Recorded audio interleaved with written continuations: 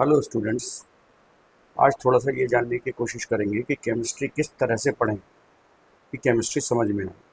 मैंने अक्सर देखा है कि आप फिज़िक्स ठीक से कर लेते हैं, मैथमेटिक्स ठीक से कर लेते हैं, लेकिन केमिस्ट्री आप नहीं कर पाते, उसमें आप अच्छा स्कोर नहीं कर पाते। फिज़िक्स और मैथ्स के मुकाबले केमिस्ट्री एक बहुत ज़्यादा बारीक सब्जेक्ट है, जिसमें हर दूसरी तीसरी लाइन में आपका टॉपिक चेंज हो जाता है, फंडामेंटल्स चेंज हो जाते हैं। तो केमिस्ट्री को पढ़ने के लिए आपको दूसरे तरीके चाहिए, आसान तरीके चाहिए और ऐसे तरीके चाहिए कि आपको उसको रटना ना पड़े। सबसे पहली बात तो मैं ये कहना चाहूँगा कि आप थोड़ा सा केमिस्ट्री के लिए अपनी मदर टंग का, हिंदी का इस्तेमाल करें। मैं ये नहीं कहता कि टैक्सोनॉमी, टर्मिनोलॉजी आप हिंदी में पढ़ें, लेकिन आप किसी लॉ को समझ रहे हैं, किसी लॉ को पढ़ रहे हैं, तो आप एक बार उसका हिंदी वर्जन ज़रूर क्रिएट करें और उसे समझने की कोशिश करें। दूसरी बात, मैंने देखा है ज़्यादातर यूट्यूब पर या ऑनलाइन रिसोर्सेज पर बहुत बुरी तरह से, बहुत तेज़ी से, बहुत जल्दी जल्दी, वन शॉट, हाफ शॉट, 1 घंटे में, 3 घंटे में चैप्टर केमिस्ट्री समझाने की कोशिश करते हैं।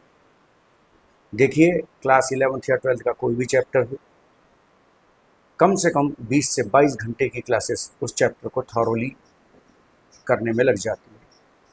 आप इसको पढ़ने में जल्दबाजी ना करें। 9 या 10 चैप्टर करने के लिए आपको पूरा साल मिलता है। आप छोटे छोटे पैकेट्स में केमिस्ट्री को तैयार करें। सबसे ज़रूरी बात, आप टॉपिक पढ़ें। टॉपिक से रिलेटेड जो इम्पॉर्टेंट बातें हैं, सिर्फ जो इम्पॉर्टेंट बातें हैं उन्हें लिखें। टॉपिक से रिलेटेड अगर फार्मूले हैं आप उन्हें लिखें, और टॉपिक से रिलेटेड 3 या 4 न्यूमेरिकल जो आपकी एनसीईआरटी बुक में हैं, सबसे पहले उन्हें प्रैक्टिस करें। तो आपके पास एक ऐसी कॉपी होनी चाहिए जिसमें आप चैप्टर का नाम लिखें, टॉपिक का नाम लिखें, टॉपिक से रिलेटेड छोटी छोटी बातें लिखें। जैसे हेनरीज लॉ लिख रहे हैं तो सबसे पहले हेनरीज लॉ को लिख लें, हेनरीज लॉ क्या है। फिर हेनरीज लॉ का 2 या 3 लाइन में एक्सप्लेनेशन लिख लें, बस 2 या 3 लाइन, कीप इट कॉम्पैक्ट। क्योंकि सीबीएसई बोर्ड में जो क्वेश्चंस आते हैं वो लेंदी क्वेश्चन नहीं आते। अगर 5 नंबर का भी कोई क्वेश्चन आएगा तो वो एक एक नंबर के 5 पॉइंट्स में आएगा। 1.5 या 2 या 2.5 लाइन से ज़्यादा का कोई आंसर हमारे यहाँ नहीं होता है। तो बात हो रही थी हेनरी लॉ की, हेनरी लॉ लिख लिया आपने, और साथ में उस लॉ के साथ उसके कमेंट्स डालने कि आपको इससे समझ में क्या आया। ये जानना जरूरी है कि आपको समझ में क्या आया, उसे रटें। फिर उसका फार्मूला लिख लें।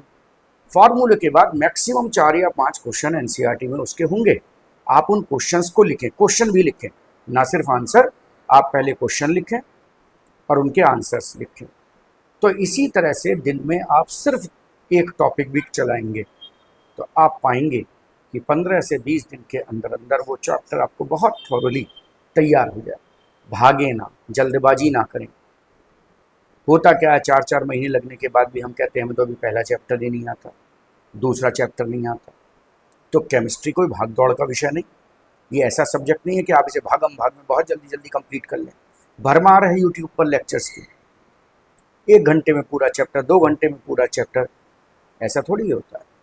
तो आप केमिस्ट्री को समय दें, बिट बाय बिट पढ़ें, आधे पौने घंटे का अपना शेड्यूल बनाएं, और जो कुछ भी आपने पढ़ा है उसे अपने हाथ से लिखें। उसके 3 या 4 क्वेश्चन टॉपिक वाइज आप उसके सॉल्व करें।